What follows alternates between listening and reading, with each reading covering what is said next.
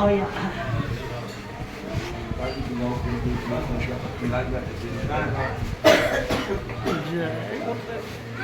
आप लोगों के बीच में ये जय गुरुदेव नाम जो बार बार लिया जा रहा है, ये जय गुरुदेव नाम किसी इंसान आदमी का नाम नहीं है और न ये बाबा जी का नाम है। ये जय गुरुदेव नाम स्वयं उस अनामी महाप्रभु का नाम है जिसके लिए रामायण में लिखा हुआ है, एक अनी अनामा अज सच्चिदानंद प्रभु धामा। वो एक है, अनी है, अनाम है, अज है, यानी इस धरती पर कभी नहीं आता है, कभी पैदा नहीं होता है। जैसे मुसलमान भाई कहते हैं कि हमारे यहाँ अल्लाह और खुदा एक है, हिंदुओं में तमाम भगवान है, किसको माना जाए किसको न माना जाए। तो गोस्वामी राज में रामायण में लिखा कि यहाँ भी तमाम भगवान नहीं है, एक अनी है अनामा। वो एक है, अनी है, अनाम है और उसी अनामी महाप्रभु, अनामी होते हुए उसके तमाम नाम है।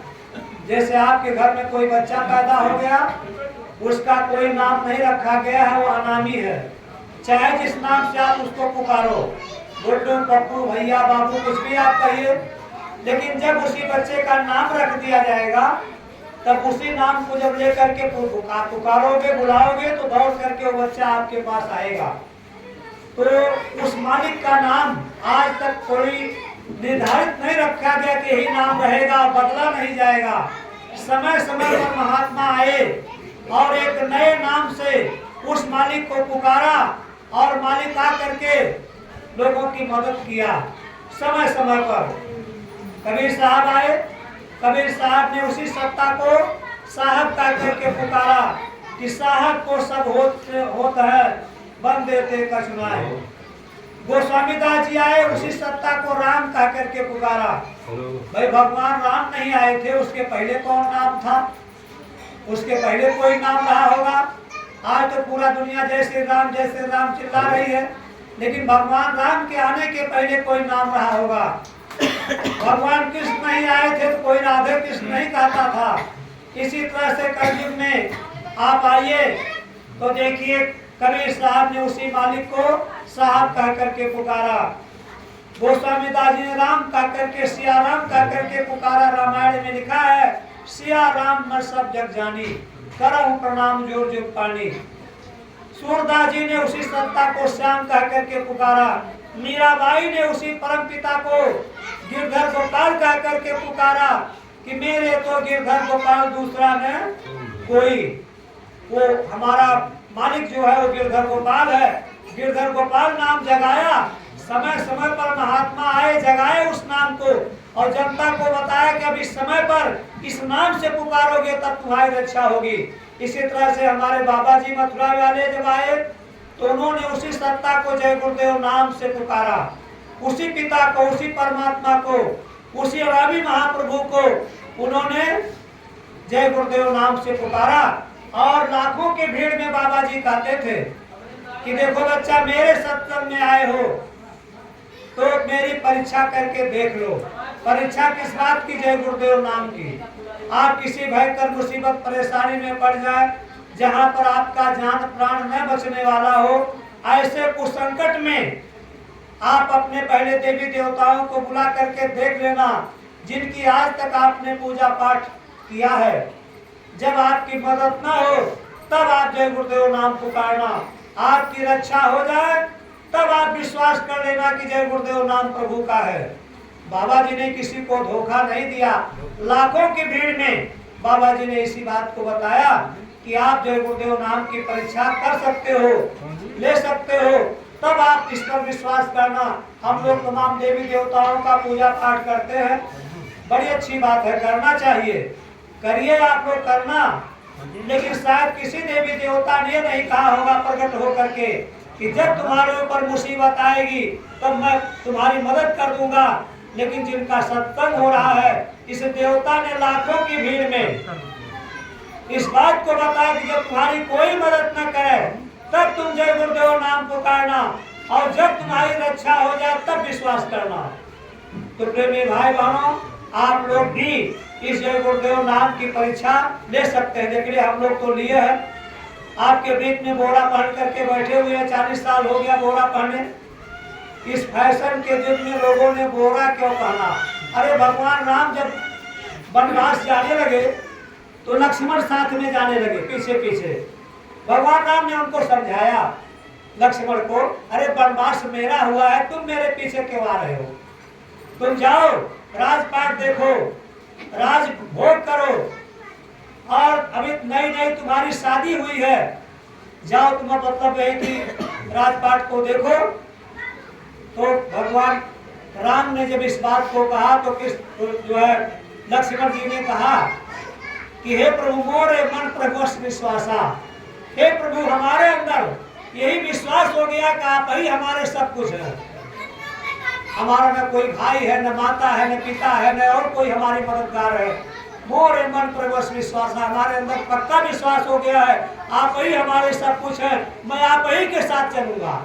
जय गुरुदेव नाम की परीक्षा जब हिंदुस्तान के करोड़ों लोगों ने किया तो देखो आज पीछे पीछे चल रहे हैं।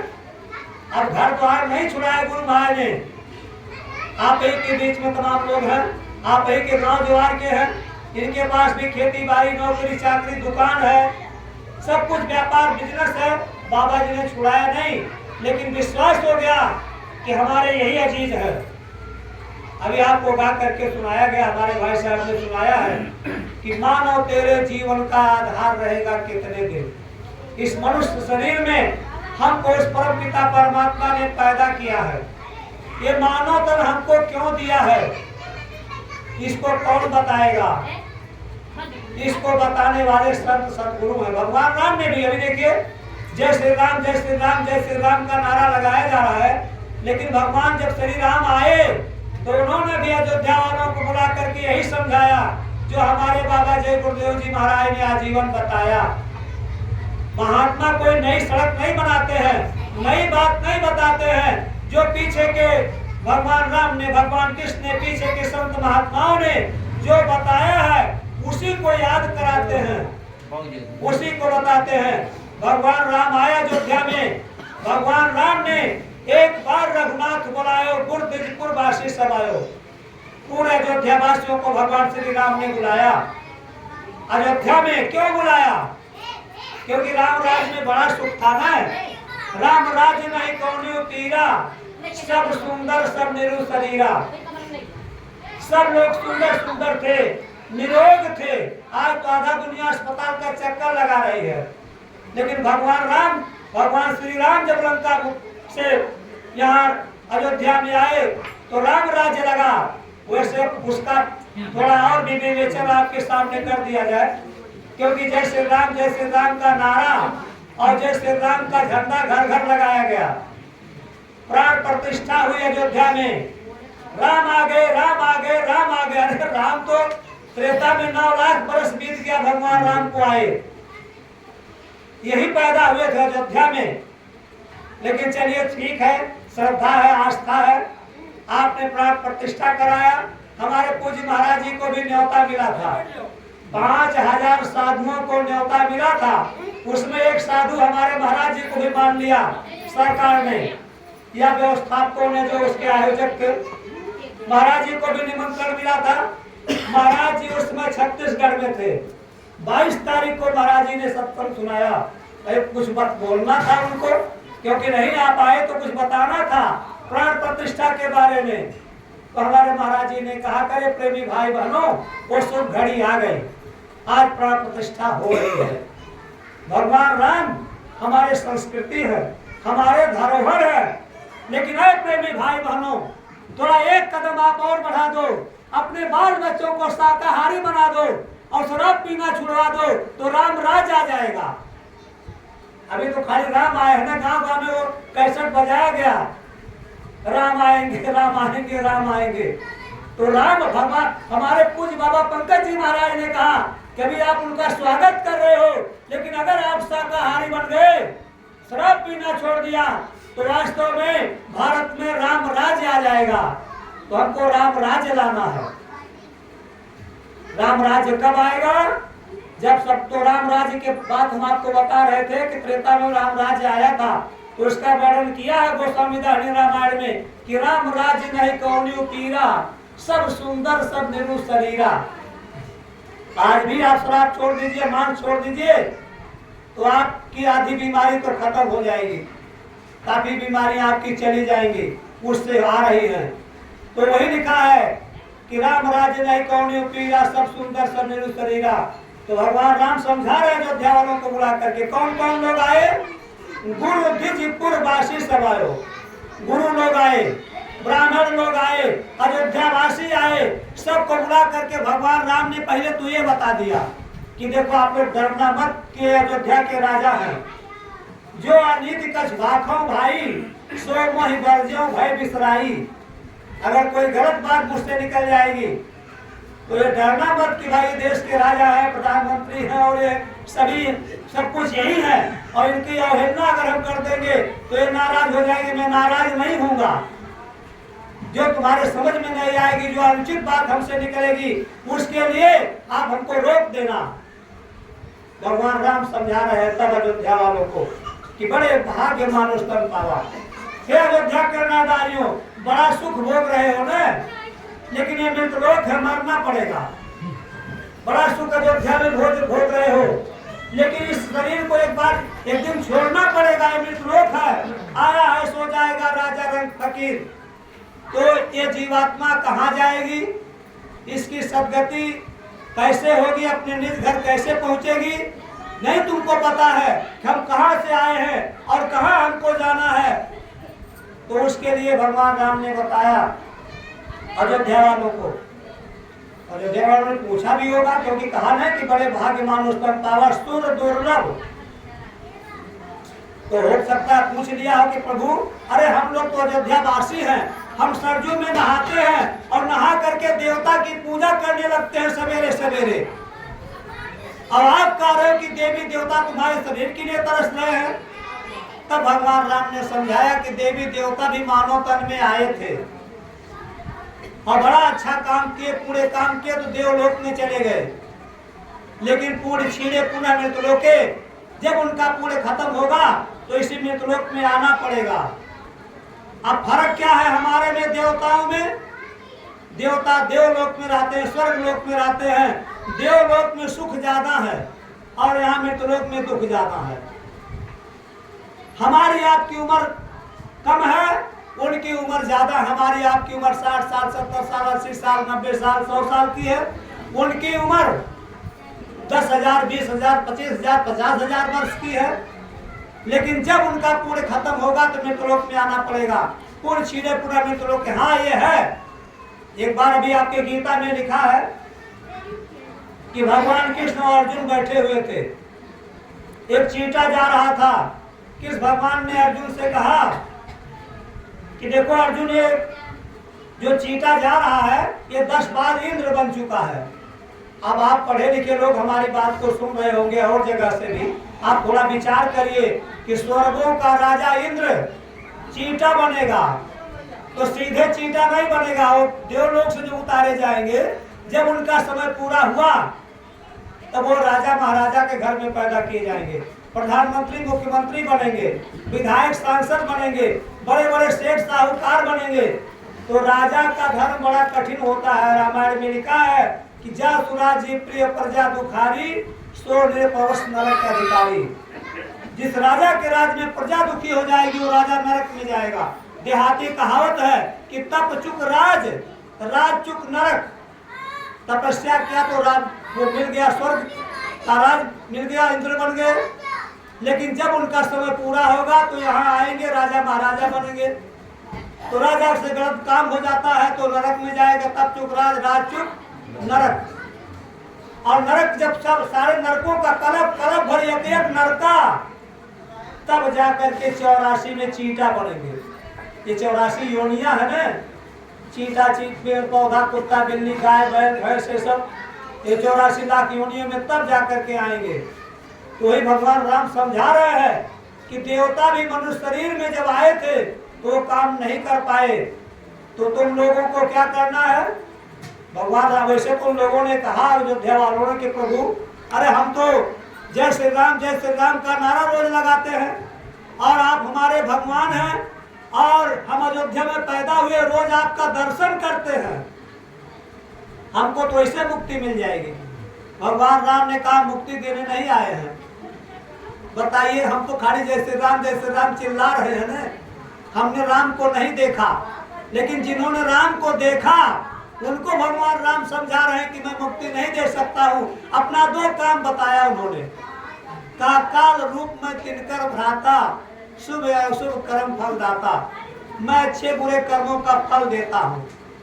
दूसरा काम क्या बताया कि जब जब हुआ धर्म की हानि, बाढ़ में सुनमाए अभिमानी, तब तब आकर के मैं दुराचारियों का संहार करके धर्म की स्थापना करता हूँ। तो अयोध्या वालों ने कहा प्रभु तब मुक्ति कौन देगा? आप कह रहे हो कि मैं मुक्ति नहीं दे पाऊंगा, मेरा काम मुक्ति नहीं देने का है, तब मुक्ति कौन देगा? तब भगवान राम ने कहा कर्णधार सतगुरु दृढ़नावा, सतगुरु है जो वहां से आते हैं, सतलोक से, सचखंड से आते हैं, पिता के देश से आते। तब तो आकर के गुरु भाई ने कहा कि हम आए वही देश से जहाँ तुम्हारा धाम और तुमको घर पहुँचाऊंगा एक हमारा। अपना काम संत बता रहे हैं, अपना काम भगवान राम बता रहे हैं कि मैं तो यहीं तक हूँ, क्योंकि हम तो ब्रह्मलोक से आए हैं। भगवान राम ब्रह्मलोक से आए थे, व्यापक ब्रह्म निरंजन निर्गुण विगत विनोद सोज प्रेम भगत बस कौशल्या के, उसके ऊपर पर ब्रह्म लोक, उसके बाद महाकाल लोक, ताके परे देश सब धामा, 3 बजे सतलोक ठिकाना। संत वहां से आते हैं। इसीलिए भगवान राम ने अयोध्यावासियों से कहा कि कर्णधार सतगुरु दृढ़नावा, सतगुरु की तलाश करो। सतगुरु कौन है? गुरु 7 प्रकार के हैं। पहला गुरु पिता और माता, पहला गुरु माता पिता है, दूसरा गुरु भई वह दाई जो गर्भवास की मैल छुड़ाई, तीसरा गुरु नाम जो धारा, चौथा गुरु जो शिक्षा दीना, तब संसारी मार्ग चीना, 5वां गुरु जो दीक्षा दीना, राम कृष्ण का 5वां गुरु वो है नहीं। कुछ जानकारी तो बता दिया बच्चा, राम राम करना, चलो कुछ तो बताया। 6वां गुरु भरम सब तोड़ा, ओंकार से नाता जोड़ा, 7वां सतगुरु शब्द लखावे और जहाँ का जीव कहाँ पहुँचावे। ये जीवात्मा जहाँ की रहने वाली है वहाँ पहुँचाने वाले सतगुरु होते हैं। वही भगवान राम अयोध्या वालों को समझा रहे हैं। किस भगवान ने भी उद्धव को यही समझा, जब उनके जाने का समय आ गया तो उद्धव जी ने सुन लिया कहीं कि भाई श्री कृष्ण भगवान तो निज धाम जा रहे हैं, दौड़ करके आए। कहा हे प्रभु, जिंदगी भर मैं आपके साथ में था और आपकी मैंने सेवा किया, आपका दिया हुआ कपड़ा पहना, आपका जूठन मैंने खाया, हमको भी अपने धाम ले चलो। भगवान कृष्ण ने मना कर दिया कि मैं वहां नहीं ले जा सकता, उसके लिए योग करना पड़ेगा, और अगर कहीं मुक्ति मोक्ष पाना है तो हिमालय में चले जाओ, वहां संतों की तलाश करो। तत्वदर्शी महात्मा का नाम लिया है कि तत्वदर्शी महात्मा मिलेंगे, वो आपको वहां पहुंचा देंगे। तो प्रेमी भाई बहनों, देखिए अभी आपको आकर के बताया गया कि यहाँ आपका कोई नहीं है, यहाँ हम कुछ दिन के लिए पैदा किए गए हैं। भगवान राम समझा रहे अयोध्या वालों को कि बड़े भाग्य मानुष तन पावा, सुर दुर्लभ सत्यंतन दावा। तो भगवान राम से एक बात और पूछा होगा अयोध्या वालों ने कि हे प्रभु, आप ये बताइए कि देवता की शरीर, देवता हमारे शरीर के लिए क्यों तरसते हैं? क्या चीज हमारे अंदर है जो देवताओं में नहीं है? क्या खासियत हमारे शरीर में है? तब भगवान राम ने कहा कि साधन धाम मोक्ष कर द्वारा, ये साधना का घर है और मुक्ति मोक्ष प्राप्त करने का दरवाजा है। इसमें मनुष्य के अलावा ये किसी शरीर में नहीं है। देवी देवता कुछ नहीं कर सकते हैं, वो तो पूरे कमाए थे, देवलोक में चले गए, अब पूरा दुनिया उनकी पूजा कर रही है। जैसे मास्टर साहब हैं, मास्टर साहब ही रह जाएंगे और उनके पढ़ाए लड़के कलेक्टर बन जाएंगे, डीएम बन जाएंगे, लेकिन मास्टर साहब ही रह जाएंगे। तो देवी देवता जहाँ तक पहुँचना था वहाँ तक पहुँच गए हैं। अब उनका डिमोशन होगा, प्रमोशन नहीं होगा, और हम आदमियों का, इंसानों का प्रमोशन हो जाएगा। हम लोग अपने पिता के धाम तक, अपने निज देश तक, निज धाम तक जा सकते हैं। तो वही भगवान राम ने कहा कि साधन धाम मोक्ष कर द्वारा, ये साधना का घर है। यही बात तो हमारे बाबा जय गुरुदेव ने बताया, और भी संतों ने कहा